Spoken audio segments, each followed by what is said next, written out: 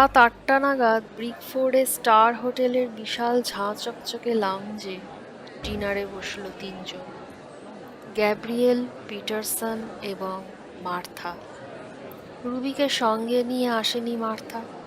হোটেলে baby seater পাওয়া যায় না, তবে বলে কয়ে এবং কিছু পারিশ্রমিকের বিনিময়ে একজন বয়স্কা পরিচারিকা রুবিকে সাময়িকভাবে দেখভালের জন্য রাজি হয়েছে। মার্থা তার হাতেই রুবির দায়ভার ন্যস্ত করে এসেছে। পিটারসন এবং গ্যাব্রিয়েলের সাথে সে ডিনারে এসেছে। টেবিলে বসে তিনজনের মধ্যে আলোচনা চলছিল। কথায় কথায় হথর্ন কটেজের প্রসঙ্গ উঠতে গ্যাব্রিয়েল বলল, বাচ্চাটার ঘরে আমার খুব সাংঘাতিক একটা অভিজ্ঞতা হয়েছিল। পিটারসন সঙ্গে সঙ্গে ওর নোটবুকটা বের করে তাতে খসখস করে লিখতে শুরু করলেন গ্যাব্রিয়েলের বলা কথাগুলো। গ্যাব্রিয়েল ফের বলল, কিন্তু ম্যাডাম, আপনি আগে বলুন যে ওই যে দোতলার এই বিশেষ ঘরটা, যেখানে একটা পুরনো অব্যবহৃত ফায়ার প্লেস আছে, যে ঘরে আপনার মেয়ে থাকতো, সেই ঘরটা থেকে কিরকম শব্দ আপনি পেতেন সে ব্যাপারে একটু বলুন। আপনি তো ওর ঘরের পাশের ঘরটাতেই থাকতেন, তো কিরকম শব্দ আপনার কানে আসতো?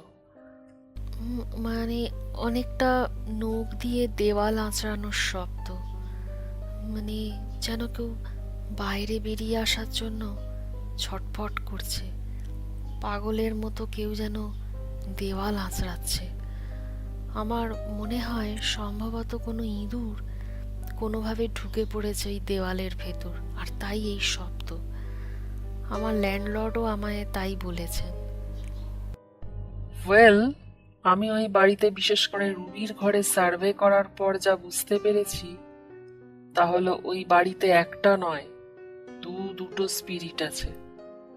একটা বাচ্চা ছেলে স্পিরিটও ওই বাড়িতে বাস করছে, যাকে আমি মনে করি ওই রুবির ঘরের দেওয়ালের ভেতর জ্যান্ত গুম করে দেওয়া হয়েছিল।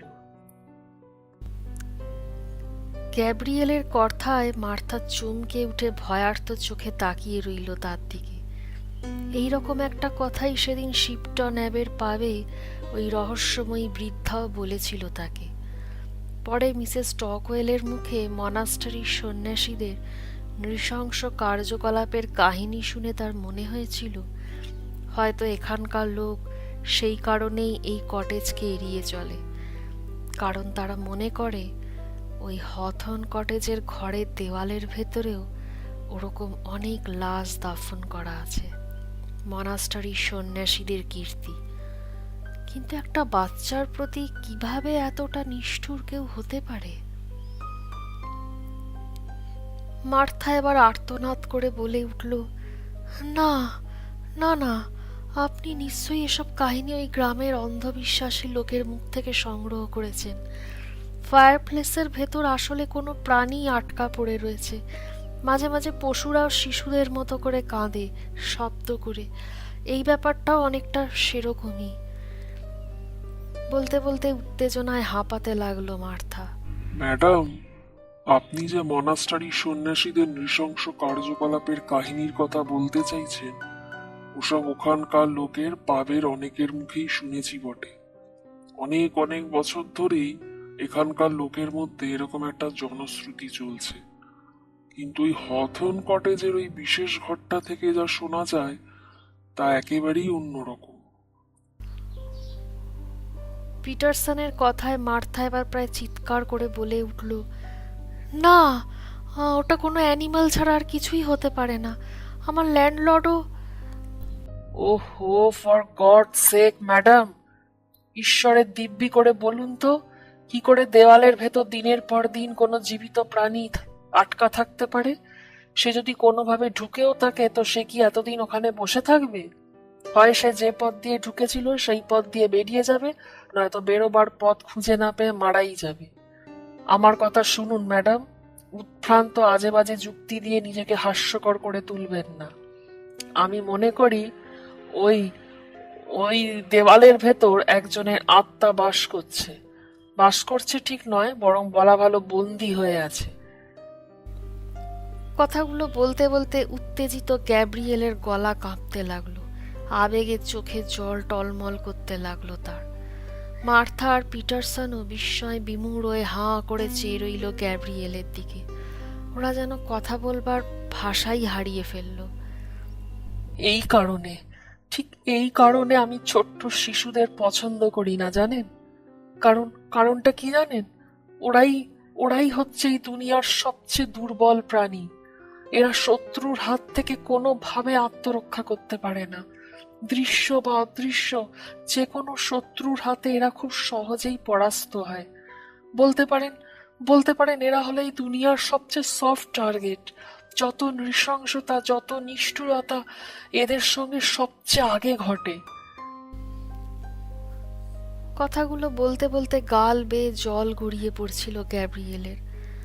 হাতের উল্টো পিঠ দিয়ে গাল বেয়ে গড়িয়ে পড়া জল মুছে নিতে নিতে ফোঁপাতে লাগলো গ্যাব্রিয়েল, যেন ভেতর থেকে উঠে আসা একটা উদ্গত কান্নাকে নিয়ন্ত্রণ করার প্রবল চেষ্টা করছে সে। আহা, শান্ত হও গ্যাব্রিয়েল, অত ভেঙে পড়ো না, শক্ত হও। বলতে বলতে পকেট থেকে একটা রুমাল বের করে সঙ্গীর দিকে এগিয়ে দিলেন পিটারসন। এরপর আর অনেকক্ষণ আর তিনজনের মধ্যে কোনো কথা হলো না। এতক্ষণে মার্থার মনে একটু সহানুভূতি জাগলো গ্যাব্রিয়েলের জন্য। বুঝতে পারল প্রথম দর্শনে মানুষটাকে চিনতে ভুল করেছিল সে। আসলে গ্যাব্রিয়েল মোটেও খারাপ মেন্টালিটির লোক নয়। অনেকক্ষণ পর নীরবতা ভেঙে গ্যাব্রিয়েল ফের বলে উঠল, বাচ্চাটাকে ওই দেওয়ালের ভেতর গুম করে দেওয়া হয়েছিল। সে যখন চোখ মেলে চেয়েছিল, দেখেছিল ওর ওপরে নিচে সামনে পেছনে ডাইনে বাঁয়ে শুধুই অন্ধকার আর অন্ধকার, এক ফোঁটা আলো কোথাও নেই। সে চিৎকার শুরু করলো বেরিয়ে আসার জন্য, কিন্তু কেউ তার চিৎকারে এগিয়ে এলো না। বলতে বলতে গ্যাব্রিয়েলের কণ্ঠস্বর ক্রমশ চাপা হিস হিসে শোনাতে লাগলো, উত্তেজিত ভয়ার্ত দেখাতে লাগলো তাকে। ওর বলা কথাগুলো মার্থারও মনে প্রভাব বিস্তার করলো। তারও চোখ দিয়ে গড়িয়ে পড়তে লাগলো অবিরল জলধারা। তারও ইচ্ছে করলো কাঁদতে, কিন্তু নিজেকে সংযত করে রইল। একটি অদেখা অপরিচিত শিশুর শেষ কয়েকটা মুহূর্তের যন্ত্রণা সে যেন মর্মে মর্মে উপলব্ধি করতে পারছে। ওদিকে গ্যাব্রিয়েল ফের বলতে লাগলো, এক ফোঁটা বাতাসের জন্য ফুসফুস দুটো তীব্র মোচড় খেতে লাগলো বাচ্চাটার। সে ক্ষুধার্ত, তৃষ্ণার্ত, তার উপর নেই কোথাও এক টুকরো বাতাস। সে চিৎকার করে কেঁদেই চলল, পাগলের মতো দেওয়াল আঁচড়াতে লাগলো, কিন্তু কোথাও থেকে কেউ সাড়া দিল না। অব্যক্ত যন্ত্রণা এবার কেঁদেই ফেলল মার্থা। নীরবে কাঁদতেই লাগলো, শুধু মাঝে মাঝে রুমাল দিয়ে চোখের জল মুছতে লাগলো। তখন ওর মনে পড়তে লাগলো রুবির ঘরের পুরনো ফায়ার প্লেসটার ভেতর থেকে আসা সেই দেওয়াল আঁচড়ানোর শব্দের কথা। বারবার ওর কানে ঘুরে ফিরে বাজতে লাগলো সেই শব্দ। তার মানে ওই ঘরের দেওয়ালে একটা বাচ্চা ছেলেকে ওইভাবে জ্যান্ত গুম করে দেওয়া হয়েছিল। আর ওই আওয়াজ, ওই কান্না তারই অতৃপ্ত তৃষিত বন্দি আত্মার। এ কথা মনে হতেই কান্নার একটা দমক মার্থার কণ্ঠ রোধ করে দিল। তবে বাচ্চাটা মাঝে মাঝে সূক্ষ্ম দেহে বেরিয়ে পড়তো বাইরে, ঘুরে বেড়াতো সারা ঘরে, সারা বাড়িতে, যেখানে একদিনও বাস করেছে, কত খেলে বেরিয়েছে। কখনো ওর হাঁটা চলার শব্দ শুনতে পেয়েছেন? কখনো এমন কিছু এভিডেন্স পেয়েছেন যেগুলো? হ্যাঁ, পেয়েছি। প্রায় দেখতাম রুবির জন্য রাখা বেবি সুথারগুলো ঠিক মতো জায়গায় নেই, এখানে ওখানে পড়ে থাকতো, অথচ আমি ওগুলো ঠিকভাবেই রেখে যেতাম। নিচের ঘরে থাকলে ওপরে রুবির ঘরে শুনতে পেতাম ছোট ছোট পায়ে কেউ যেন হেঁটে বেড়াচ্ছে ঘরে। একদিন রুবির ঘর থেকে বেরোবার সময় দোতলার ল্যান্ডিংয়ে ছোট কারোর পায়ে দৌড়ে যাবার শব্দ আমার কানে এসেছে। শিশুদের আত্মা শিশুদের কাছে কাছেই ঘুরে বেড়াতে চায় বেসিক্যালি। এক্ষেত্রেও তাই। ওই ছেলেটি স্পিরিট রুবির ঘরটাই সবচেয়ে বেশি প্রিফার করত। তাছাড়া ওই ঘরের দেওয়ালের ভেতরেই ওকে গুম করে দেওয়া হয়েছিল একদিন, তাই ওই ঘরেই ওর মুভমেন্টটা বেশি ছিল। কিন্তু ওই এম নামের ব্যক্তিটির সঙ্গে ওই বাচ্চা ছেলেটির কি সম্পর্ক তা যতবার ট্রেস করতে গিয়েছি আমাকে বাধা দেওয়ার চেষ্টা করা হয়েছে। একই জায়গায় একই বাড়িতে দুটো আত্মা বাস করছে, একটি সেই বাচ্চা ছেলেটির, অন্যটি একজন পূর্ণবয়স্ক মানুষের। আর সেই মানুষটি খুবই প্রতিহিংসা পরায়ণ। আর আমার মনে হয় এক্ষেত্রে একজন পুরুষেরই ভূমিকা থাকতে পারে।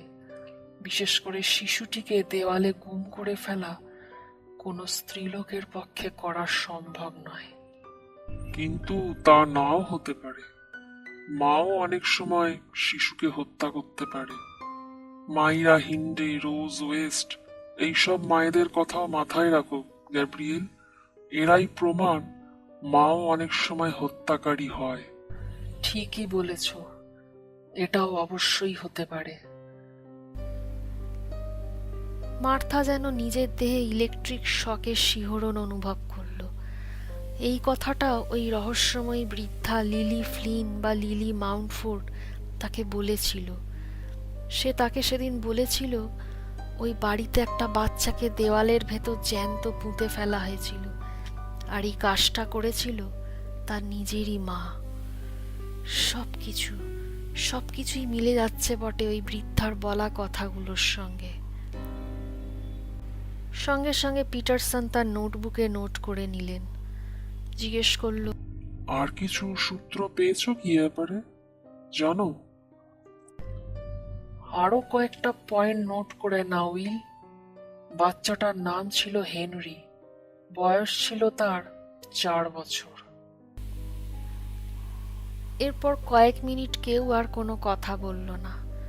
একসময় ডিনার শেষ হতে যে যার নিজেদের ঘরের দিকে হাঁটা লাগালো। কারোরই আর কথা বলার মতো মুড নেই, কোনো রকমের শুভরাত্রিটুকু বলা ছাড়া। শুধু মার্থা পিটারসনের উদ্দেশ্যে কেটে কেটে বলল, আমি সরি। পিটারসন অবাক হয়ে তার দিকে তাকাতে সে এবার বলল, আমি যে প্রথম থেকে পুরো ব্যাপারটাকে ইগনোর করে আসছিলাম, কিছুতেই মানতে চাইছিলাম না যে বাড়িটা হন্টেড, এজন্য আমি সরি। আমি স্বীকার করছি বাড়িটা সত্যিই হন্টেড, কিন্তু আমারই ভুল হয়েছিল। আমার আপনার কথাটাকে সিরিয়াসভাবে না নেওয়াটাই ভুল হয়েছিল। পিটারসন আর কিছু বললেন না, একটু হেসে লম্বা লম্বা পায়ে হাঁটা লাগালেন এলিভেটরের দিকে।